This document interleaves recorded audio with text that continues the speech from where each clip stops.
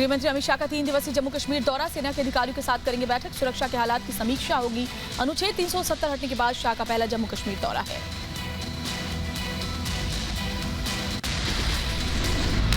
गृहमंत्री अमित शाह अपने दौरे के दौरान कश्मीर के सभी राजनीतिक दलों के प्रतिनिधियों समेत स्थानीय सोशल संगठनों और व्यापारिक संगठनों से भी करेंगे मुलाकात। कश्मीर के विकास पर होगी चर्चा। गृहमंत्री सुबह करीब 10 बजे बीएसएफ के विमान से श्रीनगर एयरपोर्ट पहुंचेंगे। एयरपोर्ट से अमित शाह सीधे SKICC जाएंगे और सुरक्षा पर समीक्षा बैठक करेंगे। गृहमंत्री अमित शाह के दौरे से पहले श्रीनगर में कड़ी सुरक्षा, लाल चौक पर भारी संख्या में सुरक्षा बल की तैनाती।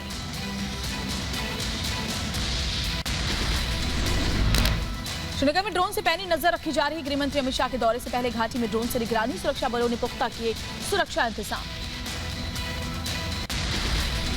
श्रीनगर के लाल चौक में महिला CRPF कमांडो की तैनाती की गई। हाल के दिनों में आतंकी हमलों के बाद सुरक्षा कड़ी, महिलाओं की भी तलाशी ली जा रही है। पुंछ में एनकाउंटर का 13वां दिन जारी, सेना और आतंकियों में भारी गोलीबारी। जंगल में सेना ने आतंकियों को घेरा, इलाके में अतिरिक्त जवान तैनात।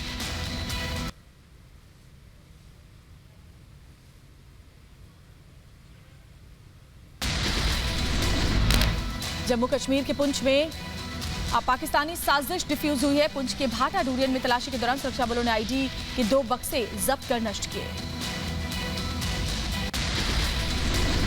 जम्मू कश्मीर में NIA की ताबड़तोड़ छापेमारी, 6 जिलों से 8 आरोपी गिरफ्तार। आतंकियों की मदद के आरोप में ये गिरफ्तारियां की गई हैं। आतंकी फंडिंग को लेकर घाटी में कई जगहों पर NIA की छापेमारी, मारे गए आतंकियों के घरों पर भी रेड, कई लोगों को हिरासत में लेकर पूछताछ। अभिनेत्री अनन्या पांडे से सवालों का सिलसिला जारी रहेगा। एनसीबी ने समन जारी कर सोमवार को पूछताछ के लिए बुलाया है। बॉलीवुड अभिनेत्री अनन्या पांडे से लगातार दूसरे दिन एनसीबी की पूछताछ। आर्यन खान से व्हाट्सएप चैट को लेकर सवालों की बौछार। अभिनेत्री अनन्या पांडे से करीब 4 घंटे तक सवाल जवाब। आर्यन खान के साथ ड्रग्स कनेक्शन को लेकर एनसीबी ने पूछताछ की। पिता चंकी पांडे के साथ एनसीबी दफ्तर पहुंची थी अभिनेत्री अनन्या पांडे। पूछताछ के दौरान चंकी पांडे ने एनसीबी दफ्तर में घंटों किया इंतजार। आर्यन खान और अनन्या पांडे की ड्रग्स चैट आई सामने। आर्यन ने चैट में अनन्या से पूछा क्या गांजे का इंतजाम हो पाएगा। व्हाट्सएप चैट को लेकर एनसीबी ने अनन्या से पूछताछ की। नारकोटिक्स कंट्रोल ब्यूरो के सवालों पर अनन्या पांडे ने सफाई दी। चैट को बताया एक मजाक। अनन्या पांडे के मोबाइल और लैपटॉप की जांच जारी। कल एनसीबी ने अनन्या के घर छापेमारी कर इलेक्ट्रॉनिक गैजेट जब्त किए थे। एनसीबी के दफ्तर पहुंची एक्टर एजाज खान की पत्नी आयशा खान। एजाज खान से नहीं मिलने देने की शिकायत की। एनसीबी पर रोक लगाने का आरोप लगाया। महाराष्ट्र में फैले ड्रग्स जाल को लेकर एनसीबी की ताबड़तोड़ छापेमारी। एनसीबी ने एक ड्रग पेडलर को हिरासत में लिया। ड्रग्स चैट में सामने आया था नाम।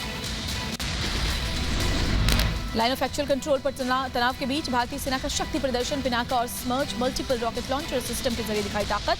DRDO का तैयार पिनाका रॉकेट लॉन्चर 44 सेकंड में 72 पिनाका रॉकेट्स को दाग सकता है।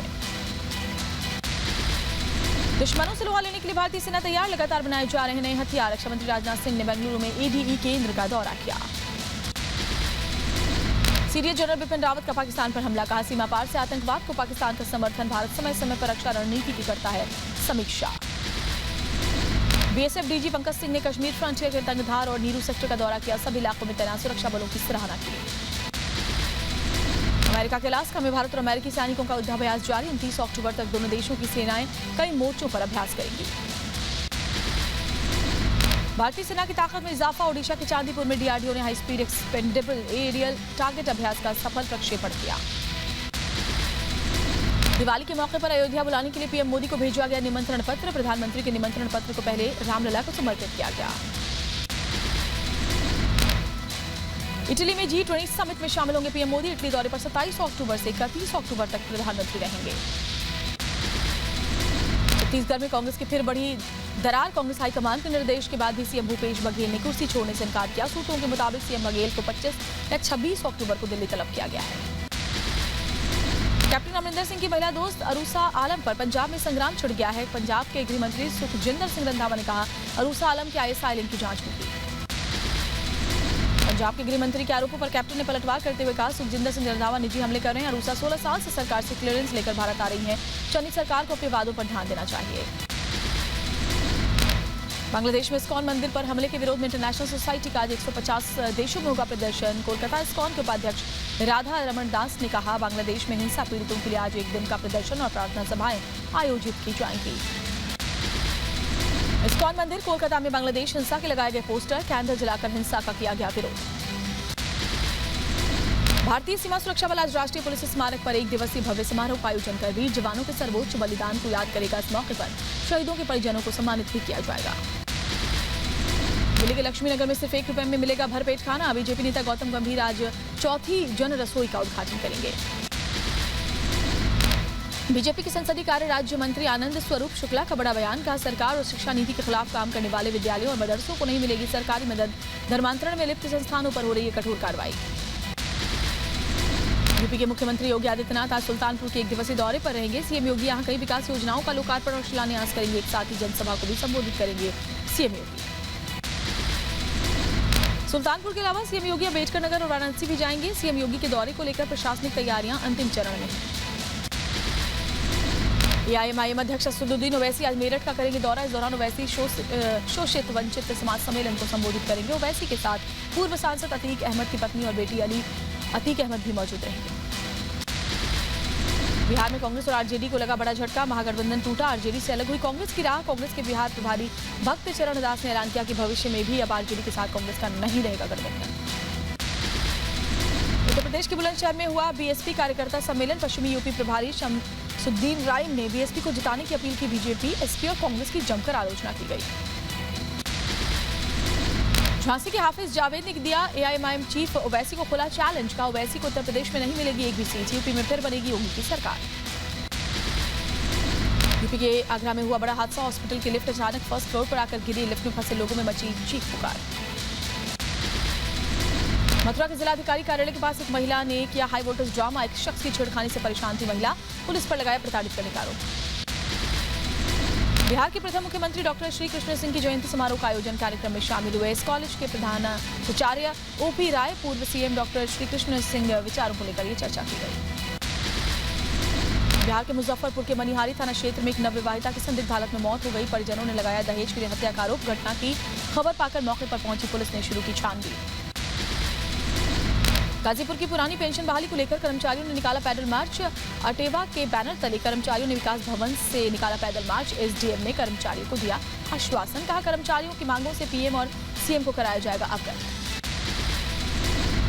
यूपी के बांदा में नदी में संदिग्ध हालत में मिला बच्चे का शव। पिछले 11 तारीख से लापता था ये बच्चा। बच्चे के परिजनों ने पुलिस पर लगाया लापरवाही का आरोप।